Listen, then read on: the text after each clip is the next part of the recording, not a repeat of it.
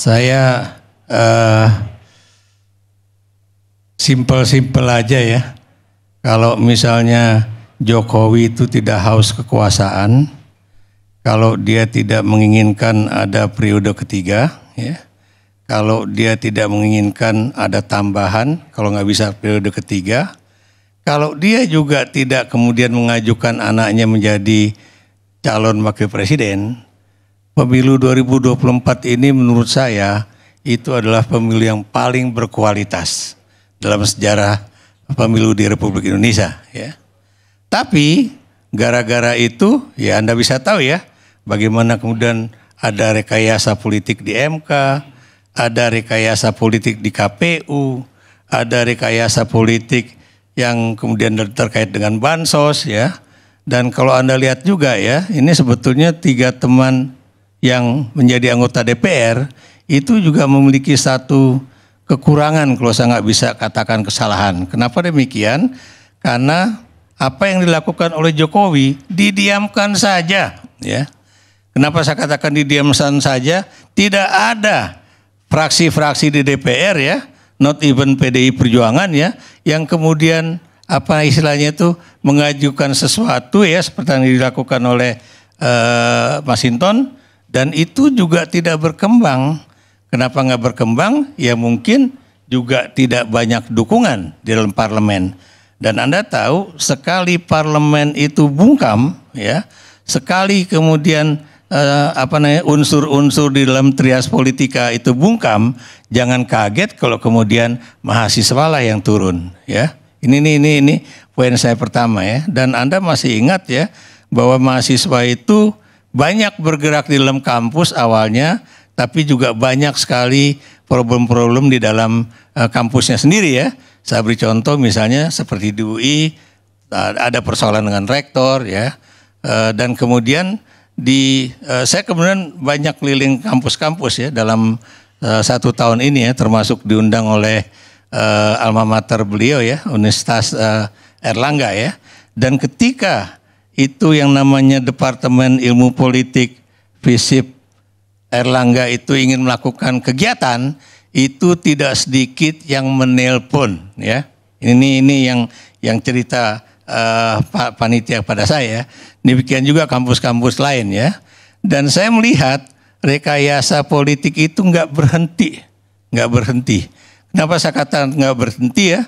Saya beri contoh misalnya ya, seorang dosen ya, yang sudah doktor dari UGM juga ya, yang berada di pemerintahan, kemudian mengatakan seperti juga Bung Sodori yang juga saya rasa dalam hatinya juga merasa bahwa ada sifat partisanship di dalam pernyataan para guru besar tersebut ya.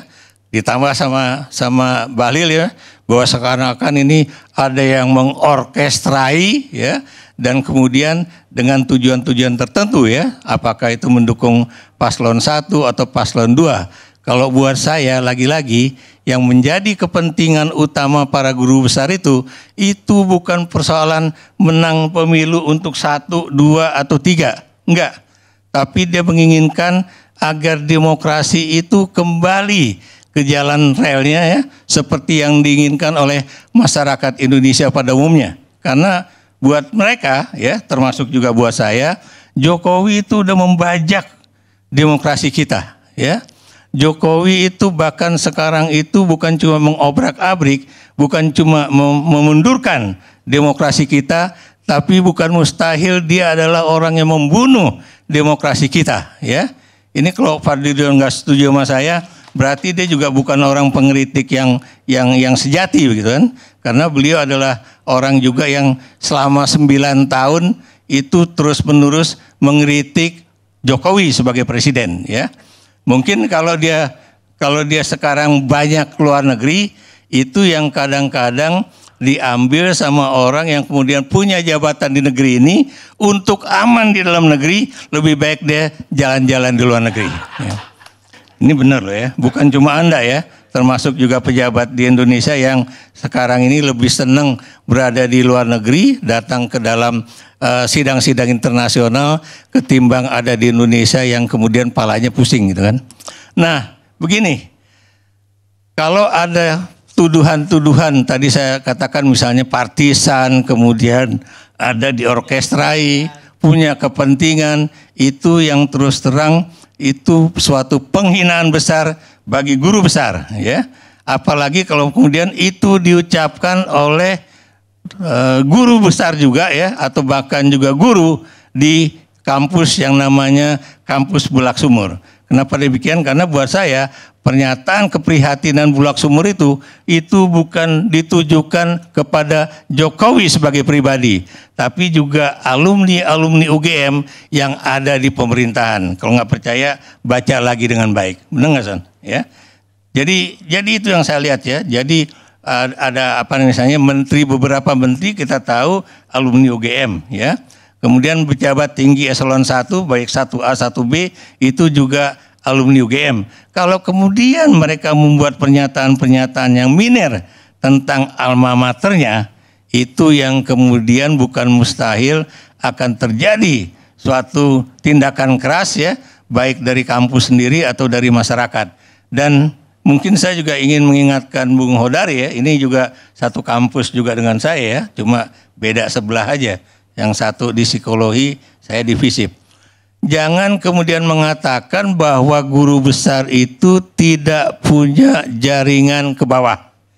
Dulu iya, maksud saya dulu ya tuh, dulu belum ada yang namanya media sosial, itu memang terjadi gap antara guru besar yang ada di dulu kita menyebutnya Menara Gading, ya, dengan kemudian mahasiswa dan juga khalayak umum. Tapi sekarang dengan adanya media-media sosial, itu bukan mustahil gerakan yang dilakukan oleh guru besar itu juga berimbas baik di dalam kampusnya sendiri, baik itu di antara kampus, dan juga bukan mustahil kepada masyarakat akar rumput, ya. Dan karena itu pernyataan para guru besar itu bukan main-main, ya. Apalagi kalau kemudian ini juga bergayung bersambut dengan pernyataan itu Uskup Agung Jakarta. Kenapa saya katakan ini penting, ya, walaupun kita bukan Filipina, tapi Anda masih ingat bahwa peristiwa yang terjadi di Filipina ketika Marcos kemudian jatuh itu tidak terlepas dari pernyataan Uskup Ketua Gereja Katolik Filipina, ya, Kardinal Sin, yang kemudian menyatakan bahwa it's time, bahwa enough is enough, ya, bagi sebuah pemerintahan diktator di bawah Ferdinand Marcos pada saat itu, ya. Nah, makanya kalau kemudian Uskup Agung Jakarta mengatakan jangan main-main dengan persoalan pernyataan para guru besar dan juga apa yang bukan mustahil akan terjadi gerakan mahasiswa, ya. Kalau Anda tidak menanggapinya secara positif, habislah Anda, ya. Apa itu artinya? Anda sendirilah yang bisa mengartikannya.